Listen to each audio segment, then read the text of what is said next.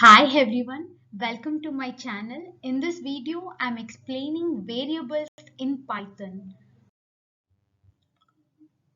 What is variables and why do we need variables?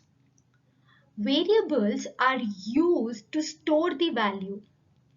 Say I want to store some value. To store that value, I will use variables. So what is variable then? So variables is nothing but it is a container for storing the data values. In other words, it is a reserved memory location to store values. To give example, say I have value 8 and I want to store it in some variable, say a. So 8 is a value and a is a variable. So whenever I store this value 8 in variable a, it is stored in some memory location. So that will have address. So every variable will have address. Now let's see the rules for naming a variable. The first rule is the variable name has to start with letter or underscore character. It cannot start with a number. So this is the first rule that you should remember. The second rule is it can contain only underscores and alphanumeric values. Remember and. So it can have alphanumeric values and underscores, but other than this, it cannot contain anything. So you can't use space. So the next point that you should remember is variable names are case sensitive. So make sure whether you had used caps. So these are the points and rules that you have to remember.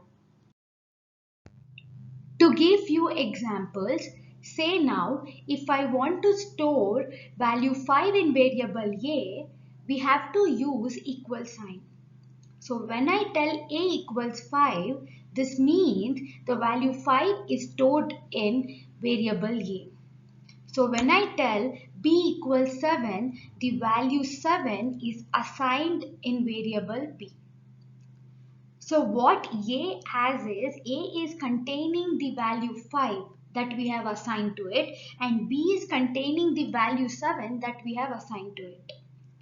So now if I want to add these two values, we can use these variables because these variables are containing the values that we have assigned to it.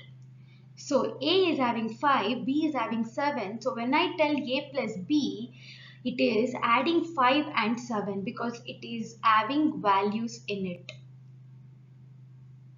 Next question that might arise is, can we store string inside a variable? Yes, we can. But whenever we are storing strings, we have to use either single or double quotes. So these were just few examples which I took to just make you understand what variable is. So I'll be using Jupyter Notebook where I will give more and more example, run and show you the output. We all know that every variable has some address. And if we want to know the address of any variable, in Python we have a built-in function called id. So this built-in function id will give us the address of a variable. So to take few examples, if I tell a equals 3, what happens is the value 3 is stored in variable a and it is stored in some address. Let me assume it is 7888. So if I want to know the address of this variable a, I should tell id of a. So the output that I get is 7888. Similarly, if I tell b equals 5, the value 5 is stored in variable b and even this has some address, say 45566. And to know this address, I will tell id of b. So let me take one more example, c equals 5. So when I tell c equals 5, the value 5 is stored in variable c and even this as some unique address. So this is what you might think.